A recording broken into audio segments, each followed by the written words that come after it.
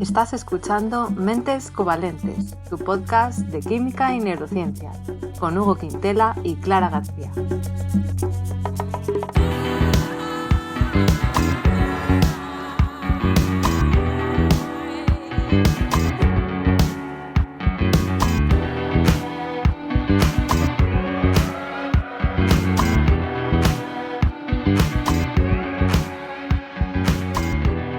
Bienvenidos al episodio 72, en el que vamos a hablar del radón. Hola Hugo, ¿qué tal? Hola Clara, felices vueltas de vacaciones. ¿Cómo descansamos? Qué maravilla. Mucho, nueva temporada. Hasta nos vimos las jetas. Eso es verdad, nos vimos después de unos cuantos años sin vernos, a pesar de tener un podcast que llevamos, ¿qué? 3 años con el podcast. 3 años de sufrimiento, pero también de recompensa. Sí, y ha culminado eso en vernos en persona. Así que, bueno, por si a alguien le interesa, subimos fotos a Twitter e Instagram. Si alguien quiere verla, ahí está el reencuentro. Allá vosotros. Así que, bueno, eso fue, la verdad, algo bonito del verano. Sí. Y bueno, los demás esperemos que hayáis pasado unas buenas vacaciones si las habéis tenido, y si no, pues que os haya sido leve estos meses y que volváis con ganas de seguir aprendiendo, ¿no? Vamos a seguir con cosas interesantes, Hugo, en esta temporada. Sí, viene lo mejor que teníamos hasta ahora lo vais a ver esta temporada. Desde luego. Y una de las cosas buenas es que tenemos un mensaje de estos que nos inspiran a seguir haciendo este proyecto. Lo voy a leer porque en este caso no es un mensaje de voz, así que lo voy a leer. Nos dicen: hola Clara y Hugo, los saludo desde Colombia. Conocí el podcast en abril de este año a través del canal de Cerebrotes de Clara, mientras buscaba consejos para sobrevivir a mi doctorado. Hace unos meses, mientras completaba la parte más difícil de mi tesis, escuchaba el podcast en mis recesos para oxigenar mi cerebro, con temas totalmente diferentes a mi investigación, que es en literatura, así que valoro y agradezco su trabajo de divulgación científica. Ya he escuchado todos los episodios, algunos capítulos los he escuchado con mi hijo de 11 años y le encanta la personalidad de Hugo y su humor particular. ¡Qué bonito, Hugo! Jolín, qué persona más mona. Qué maravilla. ¿Y qué dijo? Perdón, ¿hijo o hija? Hijo. Hijo, y qué hijo más lindo ya. Con talento para reconocer el talento. Valga redundancia. Qué monos. Bueno, pues muchísimas gracias. No nos deja su nombre, pero muchísimas gracias y un saludo hasta Colombia. Ay, qué majos. Yo creo que podemos recordar a la gente si quiere dejarnos mensajes de este tipo, y también nos podéis dejar audios de voz de menos de medio minuto o así, contándonos pues desde dónde nos escucháis, cuándo, por qué os gusta, qué sugerencias de temas. Podéis dejarnos al siguiente número de teléfono un WhatsApp. El número es +44 075 10 271 772. El número más bonito de la historia. Y bueno, dejamos atrás los episodios fresquitos de verano y volvemos hablando de radioactividad y de tumores cerebrales, que aquí ya estoy haciendo un adelanto, pero bueno, por si alguien ve el tema ¿no? en el título, el radón, y se queda un poco así igual, que sepa que va a ser interesante y va a ir de esto en general. Bueno, siendo nuestro, viendo Mentes Covalentes ya sabe que va a ser interesante. Ya, también es verdad. Y bueno, yo creo que, Hugo, tú siempre sueles empezar, ¿no? Con un recorrido histórico. Sí, ¿Nos quieres contar un poco de eso? Sí, pues os voy a llevar a una mina al siglo XV para hablar del radón. Entonces, en esta época, obviamente aún no se conocía el radón, pero se documentó excesivamente pues, los efectos que tenía en la salud humana. Entonces, la mina esta se encontraba entre Alemania y la República Checa, ¿vale? Se llama Schneeberg. Y en ella pues había vetas de plata y de otros minerales. Entonces, estuvo activa durante siglos. La verdad es que desconozco si está activa ahora mismo, pero bueno. Schneeberg, como montaña de nieve. Schneeberg, sí. Bonito. Y incluso después se encontró uranio, ¿vale? Esto ya nos va a ir, vamos a ir atando cabos poco a poco. Y se extrajo uranio también en el siglo XX, ya para industria incluso armamentística. Pero bueno, la cuestión que obviamente siglo XV pues todavía no existían los sindicatos, así que las condiciones de los trabajadores pues eran bastante basura. Entonces, ¿qué pasa? Que acaban empocheciéndose y adquirían una enfermedad que ellos llamaban como enfermedad de la montaña o Bergsucht. Que bueno, luego estuve mirando, porque claro, esto lo leí en un artículo que era en inglés, y luego miré Bergsucht en alemán, y bueno, vi más bien que era silicosis. Que la silicosis es cuando respiras polvillo de sílice y se te escachuflan los pulmones. Entonces no estoy seguro. Sí. Sucht, ¿cómo se escribe eso? Bergsucht. Vale. Sí. Sucht, S-U-G-T. Sí, CHT. Sí. Mítico CHT. CHT. Ah, ya. Sucht, de buscar. Sí, pero buscado. también, sí, los adictos, por ejemplo, son súctic también. Bueno, no sé. ¿Qué buscas? Vale. Yo no controlo yo de enfermedades, la verdad. La cuestión que, lógicamente, ¿no? Quiero decir, cuando tú trabajas en una mina y te pones enfermo y acaba muriendo mucha gente, ¿qué piensas? Pues lo obvio, que hay presencia de enanos que se escondían en la mina y que cuando la gente dormía, pues los atacaban. Aunque es verdad, concretamente la enanos, no superstición gigantes o... estaba a tope. Claro. Sí. Pero bueno, es verdad que ya en el siglo XVI pues ya había gente que lo atribuía a lo mejor a vapores metálicos, ¿vale? O sea, que no era todo ignorancia. Y Superstición. tú imagínate, te digo que la mina empezó a explotar en el siglo XV y en el siglo XIX es cuando ya empezaron a ver, oye, creo que esto lo que está pasando es que hay tumores en los pulmones, que van saliendo tumores en los pulmones. O sea, tú fíjate cuánto tiempo la ignorancia, hay 300 años de ignorancia, o no, 400 incluso. Entonces ya se fue avanzando la técnica y ya a principios del siglo XX se dieron cuenta de que se debía a la radioactividad. Chan, chan, clan, clan. Vale. ¿Y por qué vieron que era la radioactividad? Porque la radioactividad se descubrió en 1896, el concepto. Entonces, claro, se vio... 896, sí, a finales del siglo XX. Entonces, se empezaron a hacer mediciones de la radioactividad en estas minas, y bueno, en otras también, y entonces se descubrió que había un gas que generaba estos aumentos de radioactividad, que era lo que causaba estos tumores en los pulmones. Entonces, claro, lo malo que tuvo es que en el siglo XX pues intensificó la minería de uranio en todo el mundo, porque obviamente empezamos con plantas nucleares y con armas nucleares y se empezó a sacar mucho uranio. Entonces pues se aumentaron mucho los peligros de estar expuestos a este gas. Y entonces, gracias a Dios, como ya había sindicatos, pues se metieron medidas efectivas para la protección de los trabajadores, como bueno, ventilar las minas, porque el gas radón, que era el que causaba todo esto, luego voy a hablar un poquito más, pues es un gas muy pesado, entonces es más denso que el aire y digamos que se queda en el fondo. Entonces, claro, si estás en una mina, pues va de abajo para arriba. Entonces, como es que se va concentrando, ¿sabes?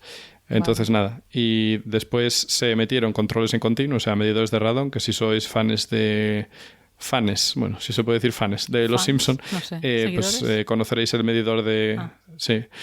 Bueno, perdón. Sí, por los anglicismos, cierto. A veces caigo yo en mi propia trampa.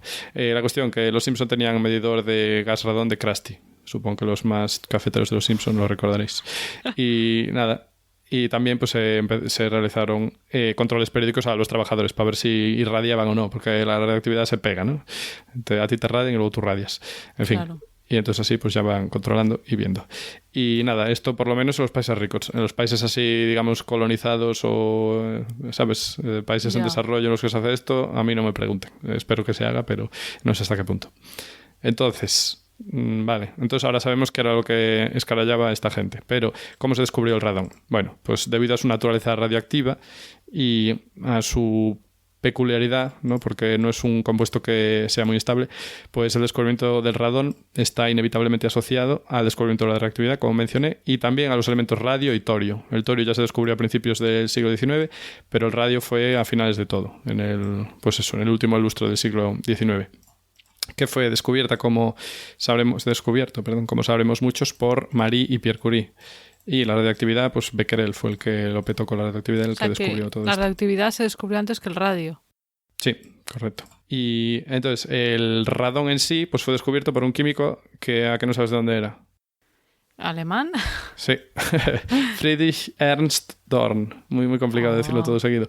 1900, ¿vale? Y al principio le llamó emanación del radio. ¿Por qué? Porque el radio generaba radón. Y entonces pues lo llamó emanación del radio. Todavía sabía que era algo nuevo, pero no sabía... Bueno, no le puso un nombre todavía. Y entonces estudiaba la descomposición radioactiva del radio, porque claro, los Curie descubrieron el radio, pero tener cantidades notables de radio costaba un montón, porque como venía de descomposición de otra cosa, pues era muy difícil obtener cantidades decentes. Entonces el paisano tuvo que estar semanas purificando el gas que generaba el radio y al final pues consiguió aislarlo puro. Vale.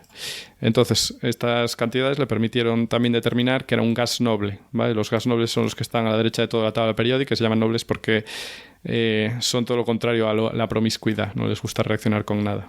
Aunque es un mito que... Bueno, yo creo que sí, pero tampoco... Es un mito, tampoco dices. Sí, es un mito que no reaccionen con nada porque en condiciones agresivas o con... compuestos químicos, no químicos, que bueno, que también se les llama químicos, pero bueno, muy agresivos sí reaccionan, ¿vale? Entonces con el flúor, por ejemplo, hasta el xenón reacciona, el kriptón también, y el radón pues no va a ser menos, así que si le pones ahí buenas cantidades de flúor puro, sí que reacciona y forma compuestos fluorados. Lo que pasa es que son muy poco estables, así que tampoco es que duren mucho. En fin, y entonces también tuvo, además de emanación de radio, tuvo otros nombres guapísimos como Nitton, no sé si Nitton o Nitón, supongo que Nitton. Y no se le llamó radón hasta 1923. Vale. Y entonces de ahí, digamos, la historia de cómo se empezó a notar que había radón y cómo se descubrió físicamente en el laboratorio por el señor Dorn, que es la parte más fácil de su nombre. Así que, Clara, ¿qué pasa con tu movida?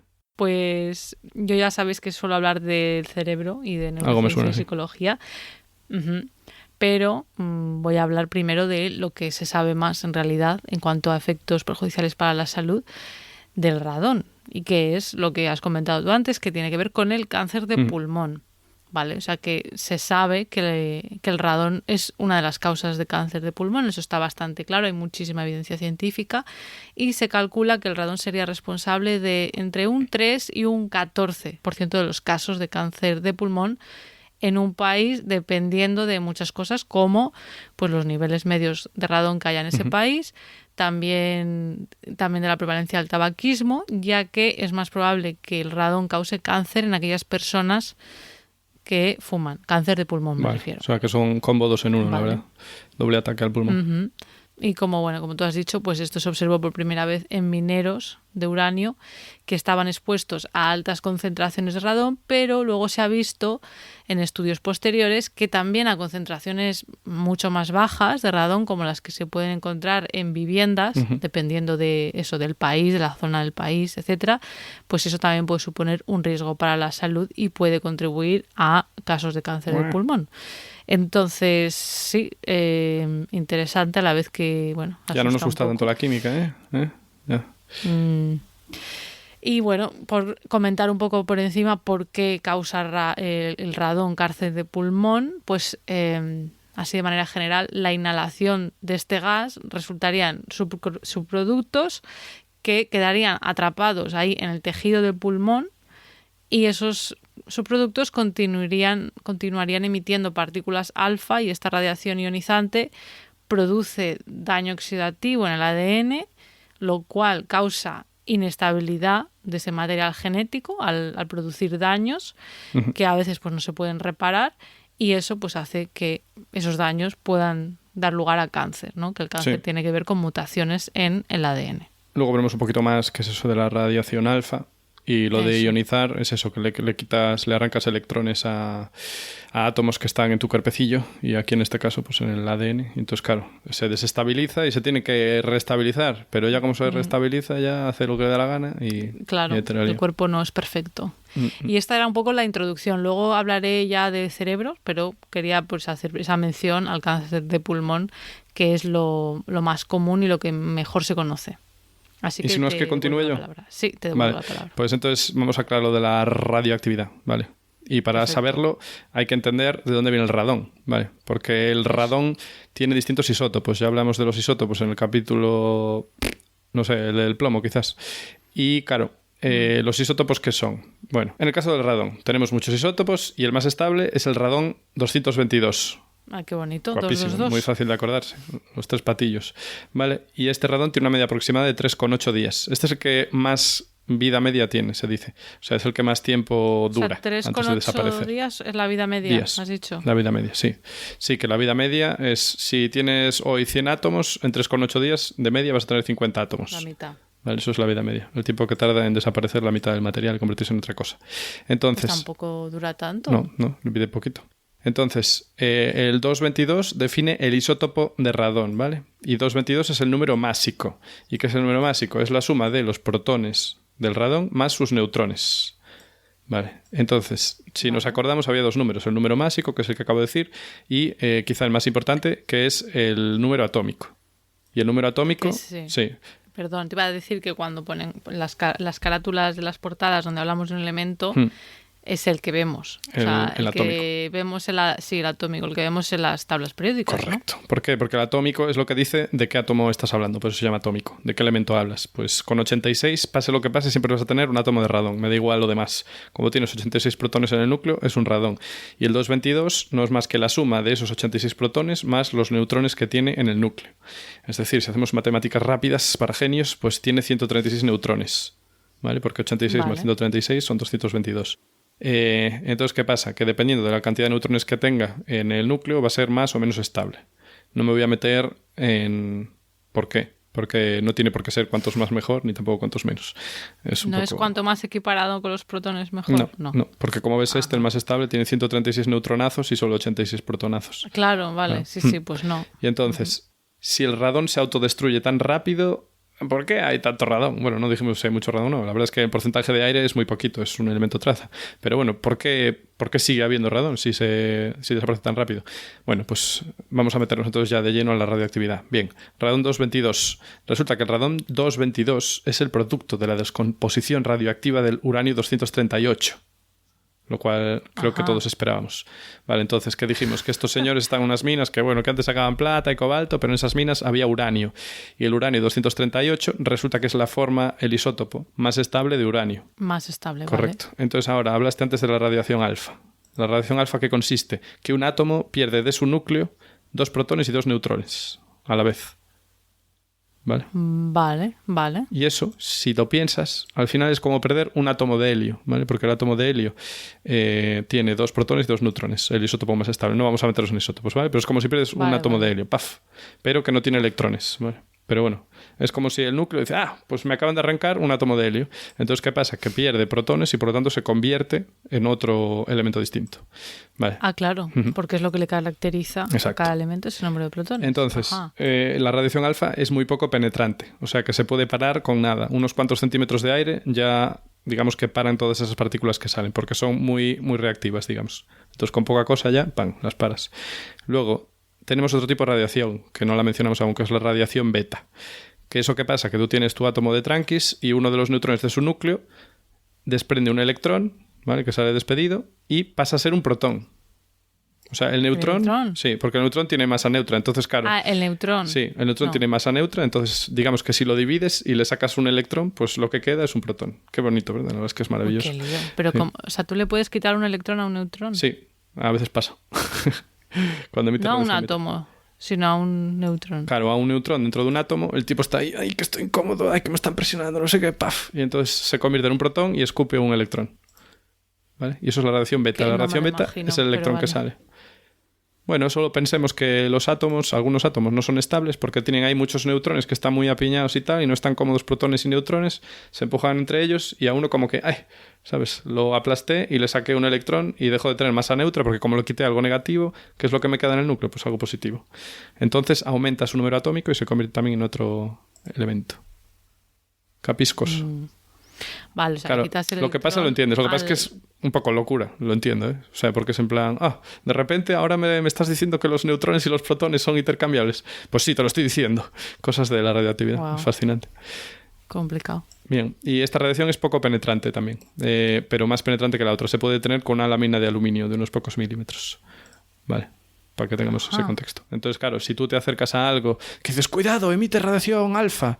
En plan, tranquilo, con que no me acerque más de 1 metro, malo será que me llegue nada. Ahora, si es radiación beta, cuidado, no te acerques tanto. A no ser que esa radiación alfa ya esté en tus pulmones, en cuyo caso... Correcto, pues, porque claro, al ser un gas que todavía no se descompuso y se descompone en tus pulmones, ahí lo que lo va a parar, ¿sabes? Esas partículas van a ser paradas por tu cuerpo y por tu ADN a veces. Y ahí es donde te va a reventar. Bueno, entonces, ¿qué pasa? Que el uranio 238 del que hablamos espontáneamente y poco a poco se descompone y pasa a ser torio 230. No me voy a meter en detalles. A ver, Sí, dime. O sea, el uranio que es el más estable... Sí. Aún así, claro, no es 100% estable y se va descomponiendo poquito transformando. a poquito, claro. Pero no se transforma en radón, sino en torio. A ver, en realidad sí se transforma en radón. Lo que pasa es que voy a contar, simplemente voy a mencionar un paso intermedio o 2. El intermedio. Porque hay un montón de pasos intermedios, ¿eh? En plan, hay polonio, hay de todo. Entonces cada uno es en plan, hola, soy el uranio. Pierdo un neutrón y se convierte en tal. Ya no soy uranio, ahora soy torio. Luego el torio le pasa algo parecido y se convierte en otra cosa. Y al final esa cadena pues pasa por el radón. Vale. Vale, Sí. vale. Y así, esto es en días o en minutos o en horas. A ver, el uranio 238 tiene una vida media muy larga, de miles de millones de años, nada menos. Así que va poco a poco, en plan, vale. yo de tranquis. Poquito a poco. Y va perdiendo, Sí. claro. Vale. ¿Y el torio este? Claro, pues eso, el 238 pasa a ser torio 230, que también se descompone, pasa a ser radio, que es lo que descubrieron los Curie, y lo que estudió Dorn, que consiguió aislar el argón, y bueno, el radio 226 libera una partícula alfa, ¿vale? O sea, 2 protones y 2 neutrones se los restas y ¡pam! Pues tienes radón mágicamente, ¿vale? O sea que por una serie de descomposiciones el uranio 238 pasa a ser radón. Vale. Y entonces se queda por ahí, Correcto. en el aire o en el suelo. Exacto. O por ahí. Entonces, ¿qué pasa? Que como la vida media del uranio es larguísima, por mucho radón que que se vaya eliminando el solo, como el uranio sigue generando, tenemos argón para rato. ¿Vale? Entonces no importa lo que hagas. ¿Y qué pasa? Claro, y ese uranio, sí. Pero ese uranio está que por todos lados, ¿no? Está en el suelo. El uranio, en el suelo. ¿no? Bueno, ¿Tan común es? Claro, en la Tierra tú no tienes uranio puro, obviamente, pero lo tienes en minerales. Entonces hay muchos minerales que tienen ciertas cantidades y van soltando. Y te la va liando. Qué fuerte, ¿eh? Sí. Y nada, entonces acabo de decir que de esa descomposición el radón es un intermedio, porque ya dijimos que vive poco. Entonces, ¿qué pasa con ese radón? ¿En qué se transforma? Eso, sí. Aunque Esa era mi pregunta. depende de qué radón se trate, ¿vale? Porque estoy hablando del isótopo más común y con vida media más larga, que es el 222. En este caso, pues sigue descomponiéndose, emite partículas alfa y beta y acaban terminando en... ¿Qué elemento? Es un elemento del que ya hablamos. Sí. ¿En este podcast? Sí. O sea, no dijimos que el radón acababa en eso, pero tuvimos un capítulo dedicado a eso. Pero ¿cómo puedo yo deducir cuál es? O sea, ¿hay alguna cosa que debería estar pensando en la relación? Pues tienes que pensar Debería saber de que tiene química. que ser un elemento pesado, porque... El plomo. Pues sí, correcto. Ya está. Vale, pues está todo. Todo está inestable hasta que por fin acaba en plomo y el plomo dice hasta aquí. Yo ya soy estable, a mí podéis hacer lo que queráis. Pues qué chungo, yo no me porque el descompongo plomo más. también es tóxico. Sí, es verdad. Pero bueno, no sé... te libras. A ver, yo me pregunto cuánto radón tienes que respirar para que tengas una cantidad de plomo que sea significante. O sea, significativa, perdón. Vale. No creo que... O sea, bueno, el mayor problema... plomo era... Sí. No había dosis mínimas seguras. Es verdad. Pero bueno, yo creo que de lejos el mayor problema para tu salud no es que acabes teniendo plomo, sino que la radiación. La radiación. Y también es cierto que no mire cuánto tiempo tarda en pasar el radio a plomo. Igual tarda miles de años. O sea, porque igual... Vale. Igual el radio solo dura 3,8 días y pasa a ser, yo qué sé, polonio, y el polonio pues tarda... ¿sabes? Intermediarios. Correcto. Claro, no pasa directamente. No, hay un montón de plomo. pasos. Y además hay distintas variables. Puede pasar a ser uno o pasar a ser otro, dependiendo de, ¿sabes?, de la radiación que emitas, si beta o si alfa, pero al final acaba en el plomo. En fin, como nuestro podcast, que al final acaba en el plomo. En fin, sí, es el plomo 206, ¿vale? Que tiene 82 protones. O sea que si hacemos una cuenta, el radón pierde 4 protones y 16 neutrones para estabilizarse como plomo, 206. Muchos neutrones, ¿eh? Mucho neutrón pierde, ¿eh? Los neutrones son muy promiscuos. Les gusta ahí escupir partículas beta y convertirse en protones. Y luego encima emigrar del núcleo atómico. Y... Nadie habla del radón, yo creo, ¿no? No es un elemento de la que la gente hable tanto como, yo qué sé, el plomo. No le suena tanto a la gente. No, yo si no fuera por el detector de radón Krusty, de pequeño, nunca hubiera habido... Bueno, y cuando no está en boca de todos. En química, cuando aprendías los gases nobles, que era el último. Sí, bueno, si lo estudias y tal, pero que no es de estas cosas que a la gente te suena en la gente de la calle. No es Vox Populi, la verdad que no. ¿No? Cuando hablan ahí del último partido del Barcelona, no hablan de eso. En fin, pues ahí te lo dejo. Espero que hayan entendido mejor nuestros oyentes ahora toda esta movida. A ver, yo creo que es difícil de visualizar, pero más o menos yo lo voy entendiendo y me ha ayudado, la verdad que sí, y creo que ayuda a entender por qué puede producir cáncer, claro. Uh-huh. Me parece bonito que nos imaginemos un neutrón como que aprietas juntos muchísimo un protón y un electrón y ¡pah!, se convierte en un neutrón. Entonces así entendemos que el proceso contrario también puede pasar. Porque la masa del neutrón es igual prácticamente a la masa del protón más la del electrón. Ajá. O sea, un neutrón pesa más que un protón. Bolitas. Poquísimo más. Tan poco que es la masa de un electrón. Claro. Qué curioso. Ya, yo me lo estoy imaginando con bolitas, pero no sé. Sí, pues imagínate que las esmagas las dos y se fusionan en una y pasas a tener un protón y un neutrón. Pero ¿qué pasa? Que el electrón comparado con el protón es que es una mierda, es pequeñísimo. Entonces casi ni lo notas, pero... sí. Pero ahí está. Y nada, yo esto, la verdad que en la carrera de química yo creo que esto no no di prácticamente O sea, nada. no. Yo estoy en bachillerato, en segundo de bachillerato es cuando dimos la mayoría de estas cosas. No sé si en ¿De la qué? ¿De carrera. radioactividad Sí, o sí, de qué? de radioactividad. ¿Sí? Ah, vale, vale. O sea que la carrera de química no es algo que... Yo Fíjate. espero no estarla liando, pero yo No lo creo que las recuerdas. descomposiciones radiactivas para nada las di en la carrera, las di en bachillerato y vamos, a lo mejor un par de semanas.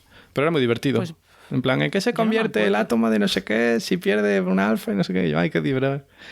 Qué divertido. Sí, me gustaba. Hombre, desde luego es útil para entender. Yo no recuerdo haberlo estudiado, pero seguro que lo estudié. Pero bueno, es Que ya somos mayores. no puedes retener todo. Sí, ya somos muy mayores, sí. Bueno, pues yo quería hablar ahora de tumores cerebrales, ¿no? Que antes lo he dejado ahí, que lo iba a comentar. Como he dicho antes, pues lo que más se conoce es la relación entre el radón y el cáncer de pulmón. Y pues durante bastante tiempo se ha estado hipotetizando y estudiando a ver si podría también causar algún otro tipo de cáncer en otros órganos. Entonces no estaba claro y ahora voy a centrarme un poco en el del cerebro, ¿no? Los tumores cerebrales. Y para entender también, me gustaría primero explicar que los tumores cerebrales no son frecuentes. No es un tipo Por de suerte. cáncer, por suerte, sí, porque complicado si te afecta al cerebro, pero que no es un cáncer del que vamos a hablar tanto, ¿no?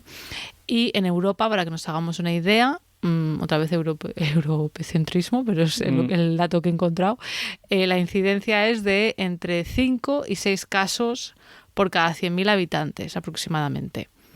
Ya sé por qué está el dato de Europa, porque el estudio que voy a explicar está hecho en España, entonces lo ponen en situación de lo que es lo normal. Entonces, bueno, aunque no sea frecuente este tipo de cáncer, tiene mucha mortalidad, ¿vale? O sea que es un gran problema. Y bueno, digo tipo de cáncer, pero en realidad hay muchos tipos diferentes de tumores cerebrales. Por nombrar así algunos principales, pues tendríamos los gliomas, los tumores neuronales, los meningiomas y también hay más, ¿vale? Simplemente para que la gente sepa que hay varios tipos. No me voy a poner a explicar cada tipo, de momento hoy no. Y la verdad es que se sabe muy poco sobre los factores de riesgo para estos tumores cerebrales. No es como, pues eso, yo qué sé, el cáncer de piel o el cáncer de pulmón. Está bastante claro, aparte ya de la parte genética, ¿no? Qué factores ambientales, pues en el caso de cáncer de piel, pues la radiación, ¿no?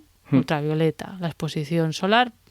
Caso de pulmón, pues ya sabemos también que el tabaquismo, por ejemplo, pero en el caso de tumores cerebrales, pues no está claro y al ser poco frecuentes es más difícil de investigar esta relación, ¿vale? Tanto a nivel genético como ambiental. Entonces, bueno, esto para que entendamos un poco el panorama. Y luego, en cuanto a factores ambientales, uno de los que sí se cree que está más claro que puede afectar para el cáncer de cerebro, tumor cerebral, sería la radiación ionizante, que es lo que has estado explicando tú. Así que me viene muy bien. Y ahora vamos a ver qué estudios hay. Bueno, primero un estudio de 2013 que vio una asociación entre la exposición a las tomografías computarizadas o TACs, estos que te metes en un escáner, que no es lo mismo que resonancia magnética, ¿vale? La resonancia magnética no tiene radiación ionizante, pero el TAC sí, es como pues si te haces una radiografía de rayos X. Entonces sí que vio este estudio una asociación entre la exposición a TACs y tumores cerebrales, pero aquí no estamos hablando de radón. Esto es otra cosa. Entonces, hasta hace poco no se había investigado esta posible relación y hay que tener en cuenta que las dosis de radiación que recibiría el cerebro por radón y sus subproductos es muchísimo menor que otros órganos, sobre todo el pulmón, que tú respiras el aire que tiene radón y se almacena y tienes más dosis ahí. Vale, la mayoría se quedaría en el pulmón y, claro, una parte pasa a la sangre y de esa parte pequeña, lo poco que llega. Sí, luego explicaré qué hipótesis hay de cómo llega al cerebro o cómo puede ser que llegue.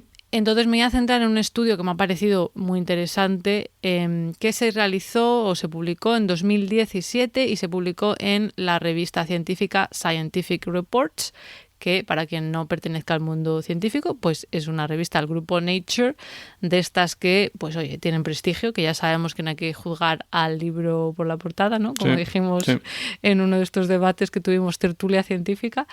Pero bueno, pues para ponerlo en contexto, ¿no? Que bueno, pues normalmente tienes que tener un artículo de bastante peso para publicar ahí con bastante evidencia y tal. Y bueno, es un artículo en el que se investigaron varios municipios de Galicia. Vaya. Concretamente, sí. No sé si te lo veías venir, Hugo. Sí, sí.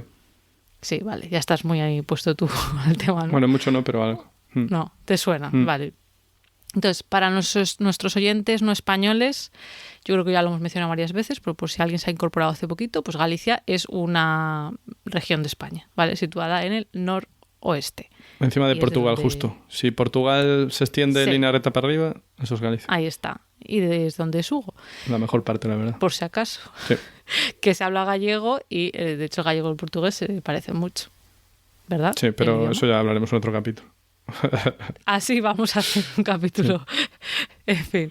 Vale, bueno, pues ya situados, evidentemente la gente de España pues ya se sabe esto. ¿Por qué eligieron Galicia en este estudio? Vale, pues efectivamente pues era una región con altos niveles de radón debido fundamentalmente al granito sobre el que se asientan muchos pueblos. O sea que el granito produce radón. Y yo trabajo en una zona famosa por su granito. ¿Ah, sí? Sí, pero bueno, nada, no pasa nada, que está todo bien.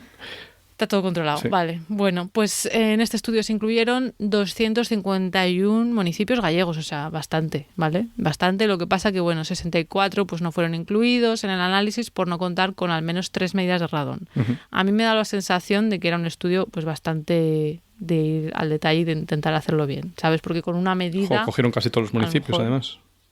Ah, bueno, eso ya no sé. Creo que hay 300 y pico. Ah, pues mira, cogieron muchos, sí. Tú sigue. Yo sigo. Entonces, aproximadamente la mitad de estos municipios tenían niveles de radón por encima de las recomendaciones de la Organización Mundial de la Salud, de lo que, bueno, pues eso, puede ser peligroso, ¿no? 313 municipios, perdón, continúa. Vale, pues fíjate, pues sí que... Es que tiene muchos. Sí. Es que tenéis muchos municipios. Sí, creo que casi... O sea, como la mitad de los de España, ¿no? Sí, no tanto, pero muchísimos. Tenéis muchos porque tenéis muchos pueblitos pequeños, ¿no? No sé. Vale, entonces yo he visto la tabla dentro del artículo científico y no sé si para las personas que conozcan Galicia os interesa saber, pero los que están más arriba, ¿vale? En esta hicieron una tabla ordenándolos de mayor a menor exposición. El que más exposición tenía era Obolo, no sé si a alguien le suena, Obolo, luego a Mezquita, luego Padrenda, a Pobra de Tribes, Esgos, Cenille, Fornelos de Montes, Samos, y esos son los primeros. Muy bien pronunciados todos. Sí. No muy bien, ¿no? No sé. No, bien. ¿Sí? Estoy contento, satisfecho. Es que además lo tengo súper pequeñito aquí. Bueno, pues estos son los municipios que más... Si vís ahí, no respirar. Radón. No es broma. No, tampoco... Claro, no queremos llamar aquí al alarmismo tampoco. No es eso. Correcto. Vamos a ir viendo, ¿vale? Entonces, bueno... Eso es lo que se investigó, ¿no? Niveles de radón. Y luego, por otro lado, número de muertes debidas a tumores cerebrales en el periodo entre 1999 y 2008 en estos municipios. Y ya luego, pues teniendo las dos cosas, se miró la relación. Y efectivamente en este estudio se encontró una correlación estadísticamente significativa, que esto es importante porque puede haber correlación que no sea significativa, tanto en hombres como en mujeres, aunque parece que en mujeres... la correlación era mayor. Entonces, los autores de este estudio explican que esta relación es plausible desde un punto de vista biológico, porque es verdad que correlación implica causalidad, no siempre, ¿no? Dos cosas que están correlacionadas tiene sentido, pero bueno, como si te ingesta pones a pensar... de caramelos y muerte prematura. ¿Ah, esa era una correlación? Claro, porque mueren más prematuramente los ancianos y los ancianos comen muchos menos caramelos que los niños. ¿Prematuramente? Bueno, perdón, muerte de repente. Muerte inesperada. Vale, yo había oído lo de venta de helados y crímenes o algo así, agresividad, no sé, crímenes. También por ahí va los tiros. En verano. Sí. En verano hay más de las dos cosas. Vale, entonces no siempre, pero bueno, si te pones a analizar desde un punto de vista, pues eso, entiendes lo que es la radiación, el cáncer y luego cómo puede llegar a pasar, ¿no? Y a producir, pues puede ser. Entonces vamos a ver qué es lo que ellos creen. Entonces, teniendo en cuenta pues la exposición media en estos municipios y luego también el hecho de que la población gallega, ellos mencionan en el artículo, suele vivir en la misma casa durante décadas, pues puede ser. Y luego ya la hipótesis de cómo podría llegar al cerebro, que tú estabas comentando antes, ¿no? De alguna manera por la sangre, pues ellos decían que hay investigadores que han propuesto que podría ser que los macrófagos, que son células que detectan y destruyen posibles agentes dañinos, ¿no? Como recogida de basuras, pues esos que están por todo nuestro cuerpo fagocitan, engullen, ¿no? Se comen a pequeñas partículas, en este caso de productos del radón, en los pulmones, concretamente, y esos macrófagos podrían llegar al cerebro a través de la sangre, como tú muy bien has dicho, atravesando la barrera hematoencefálica. Entonces no sería directamente los subproductos, sino que serían dentro de esos macrófagos. Vale. Eso es lo que se hipotetiza. No está claro, ¿vale? No hay ningún Pues que eso debe ser complicado verlo también. Supongo. Y luego algo que también he encontrado más allá del artículo científico, pues he visto un artículo del periódico español El Confidencial de 2017 donde hablaban de este artículo científico y explicaban que no es que solamente haya radón o en altas cantidades en Galicia, sino que también, por ejemplo, en la Sierra de Guadarrama hay bastante, pero que en Galicia podría ser un mayor problema por la alta humedad que hay en Galicia. Y es que este gas se disuelve muy bien en agua, explicaban, y en los sótanos de los edificios en Galicia pues suele haber bastante humedad y eso hace que pues pueda ser un problema mayor. Eso es lo que decían. ¿Te cuadra que se disuelva en agua? Sí, también lo tenía aquí puesto, que lo voy a mencionar ahora al final, ¿no? Que, oye, cómo está en el suelo y cómo nos lo acabamos comiendo, como quien dice. Vale, pues antes de darte paso, Hugo, te quería comentar que, claro, esto es un estudio solo. Hay que tener siempre cuidado, ¿no? Porque hay veces que un estudio encuentra una cosa y hay que ver si se replica en ciencia, ¿vale? Es esto de una flor no hace primavera. Entonces, quería comentar brevemente otros estudios y la verdad es que, bueno, he encontrado una revisión de la literatura posterior, ¿no? Más actual, donde decían que no hay conclusiones definitivas en cuanto a la relación con los tumores cerebrales. Hay un estudio danés que también había encontrado una relación, pero, por ejemplo, otro estudio que se realizó investigando 5 estados de Estados Unidos, ahí se vio, curiosamente, una correlación negativa en 4 de los estados. Sí, o sea, que en zonas con más niveles de radón, menos casos de tumores cerebrales, lo cual es un poco raro. Y luego en otro de los estados, en Iowa, pues se vio una asociación positiva. Vale, o sea, que está un poquillo... Tampoco así la cosa. Y luego había un estudio... No, un estudio francés donde no se vio relación entre niveles de radón y la incidencia de tumores cerebrales, esta vez en niños. ¿Me querías preguntar algo? Sí, que el estudio que mencionas es el que medía concentración de radón en las casas. ¿El de Galicia? No, en las casas creo que no, si no recuerdo mal. Vale, es que yo vi un estudio que sí medía, o sea, fueron por casas y fueron midiendo concentraciones de radón. Yo creo que eran los municipios Claro, sí, dijiste municipios, pero eso, me pregunto dónde midieron, ¿sabes? La cantidad ya, pues eso ahí no me he ido a ese detalle tanto. Digo, para explicar bien esas correlaciones, ¿sabes? Porque...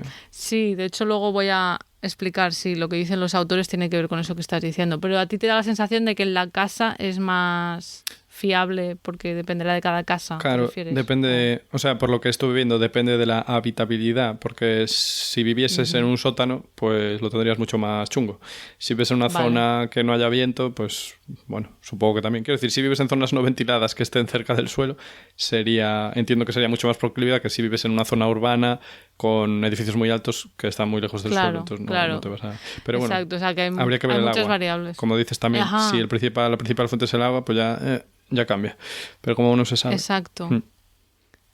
De hecho, sí, es algo que comentan. Es eso. O sea, hay que tener en cuenta el diseño, que los estudios están diseñados de diferente manera, las poblaciones son diferentes y luego esas variables que no estamos teniendo en cuenta. La ciencia es muy complicada, Es muy complicado. Y en este estudio que decía de revisión de literatura que se publicó en 2022, también miraban la relación con otros tipos de cáncer más allá del de cerebro y de nuevo no estaba clara la conclusión y decían lo que tú estás diciendo, ¿no? Pues que varían los métodos para medir la exposición, ¿no? Hay algunos estudios que lo miran en habitaciones de esos participantes, en otros las estimaciones por zonas según el código postal.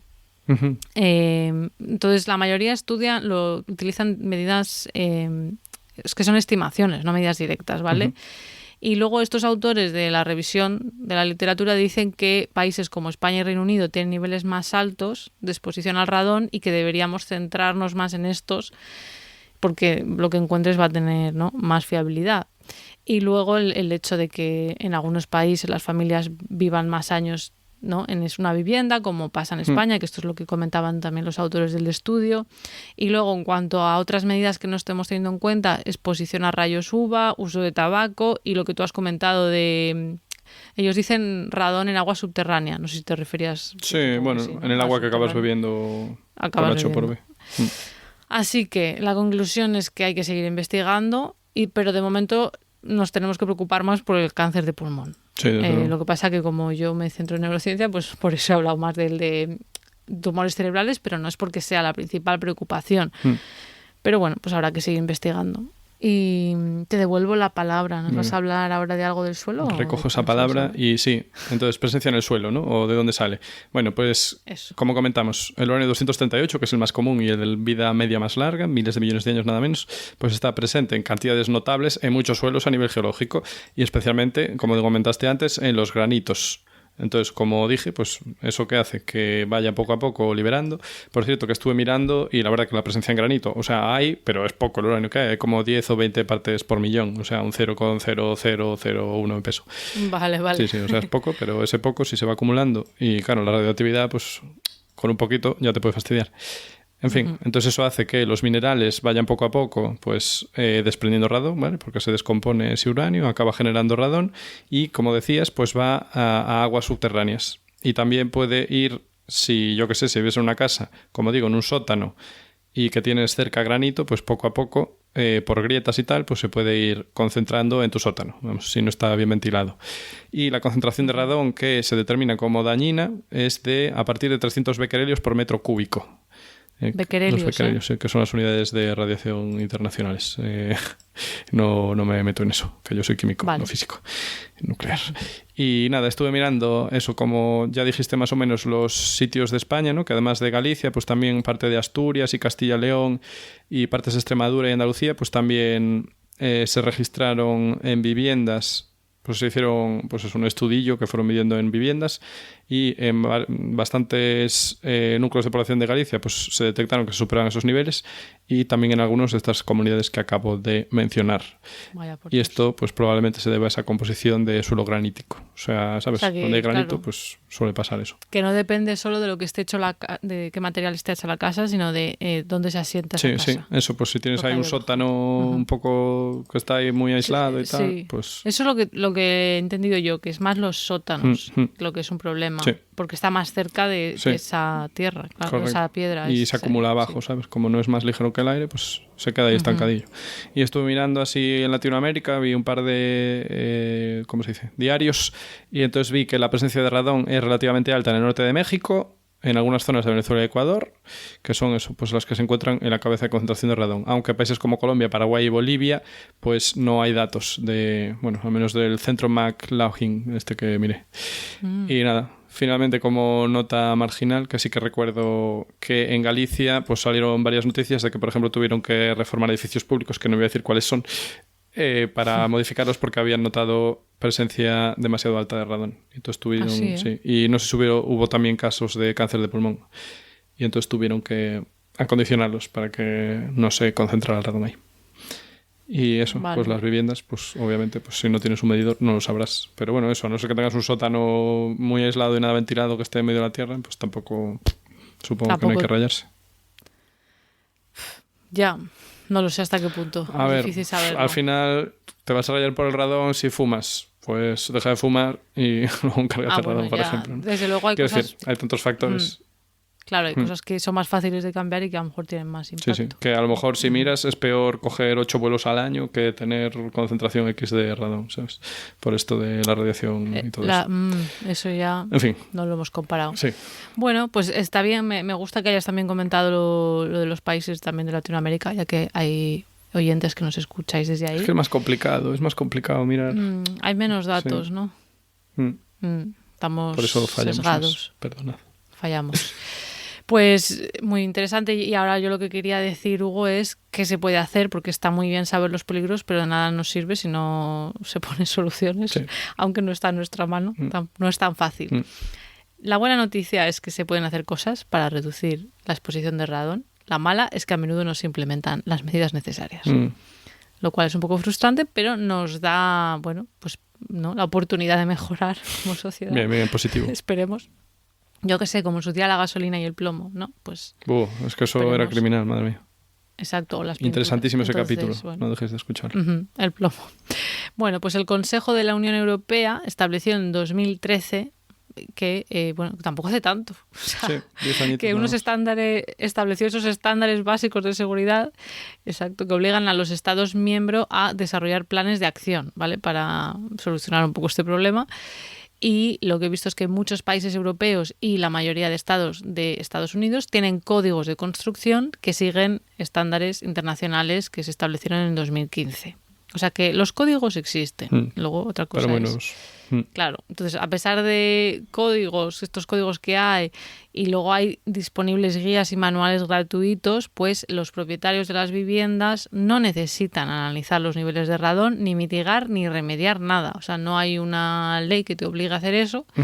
Y por lo tanto, pues si no es porque tú decidas y estés informado y quieras proteger a ti mismo o a posibles A los inquilinos, tuyos, pues... sí.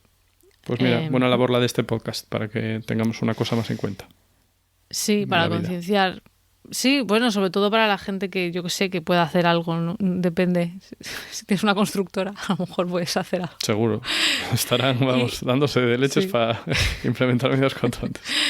Si eres arquitecto, yo qué sé. Bueno, a la hora de vender una casa tampoco estás obligado a declarar los niveles de radón. Yo espero que estas cosas se vayan cambiando, ¿no? Sí, pues como los asbestos, ¿no? Que antes tampoco y ahora yo creo que ya está... Hay cosas que no sé si son obligatorias o no, porque tampoco me he parado, ¿no? Pero yo qué sé, hay cosas como los niveles, ¿cómo se llaman esto? Los niveles de eficiencia energética de los electrodomésticos. Ahora creo que es obligatorio, ¿no? Ponerlo. Entonces eso te da una información y tú como consumidor... Pues ya vas al más barato y listo. No, es broma. Bueno, hay muchos factores. Bueno, en fin. Y luego he visto también que en Canadá, por ejemplo, se ha visto que las casas construidas después de 1992 tienen niveles de radón un 32% más altos que las casas construidas antes de este año. Mejor aisladas, ¿no? O sea, mejor aisladas las de antes, dices. O sea, las de ahora tienen más radón, ¿no? Más radón. Pues mejor aisladas las de ahora, claro. En plan, que no puede escapar el radón, digo. Ah, aisladas en ese sentido. Claro. Ya, yo no lo he entendido bien. Ponía como que las casas modernas lo atribuían a posibles diferentes cosas, pero una de las cosas que decían es mayor superficie de contacto con la piedra. O sea, como que son casas más grandes, pero decían más cosas. O sea, eso son hipótesis. Entonces, existen estudios, ¿vale?, en diferentes países del mundo que han evaluado la efectividad de las medidas, que hay diferentes tipos de medidas. Tenemos medidas activas, como ventiladores eléctricos, medidas pasivas, como la ventilación natural, ¿no? Abrir ventanas, entiendo, o puertas, no sé, si es un sótano. Es muy fácil, una medida muy fácil. Y luego hay otras técnicas. Entonces, en esta revisión de la literatura, es todo muy técnico y yo no entiendo de estas cosas, entonces yo lo voy a explicar lo mejor que pueda, ¿vale? Pero seguro que concluye. Será bueno y satisfactorio. Sí, no tiene nada que ver con neurociencia. Tienes a miles de oyentes ahora mismo diciendo, ay. Expectantes. Si digo algo mal, lo siento. Y si tenéis algún comentario, gente que domine pues de estos estos temas, temas, no, dejarlo. sí, entonces lo tenéis. Entonces, bueno, en esta revisión concluyeron que los sistemas activos de mitigación de radón eran los más efectivos y en concreto el más efectivo parece ser un método que lo que hace es utilizar un sistema de tuberías y ventilador que extrae el radón de debajo de la casa y lo expulsa afuera, que es algo que en inglés se conoce, y lo voy a decir en inglés porque no he encontrado traducción, como SUP Slab Depressurization System, o SSDS por sus siglas. O sea, como que despresuriza y, bueno, pues quita esa cosa, ese gas subterráneo. Esa movida, esa porquería. Bueno, existen técnicas. Lo que no tengo ni idea es si esto es algo carísimo, si esto es algo fácil de instalar, qué conlleva. Eso ya no lo he encontrado. Podéis ver a ver si hay algún canal de YouTube donde alguien explique cómo se hace. Un tutorial para instalarlo en tu casa. Tutorial para hacerlo tú mismo. Y bueno, en el estudio concluyen que habría que entrenar a los profesionales de la construcción, informar a los residentes, poner fondos públicos, importante, porque claro, si te lo tienes que costear tú, pues entonces ahí a lo mejor no puedes y entonces hay desigualdades, y incorporar la información de qué zonas son más altas en radón en los mapas de utilización de suelos.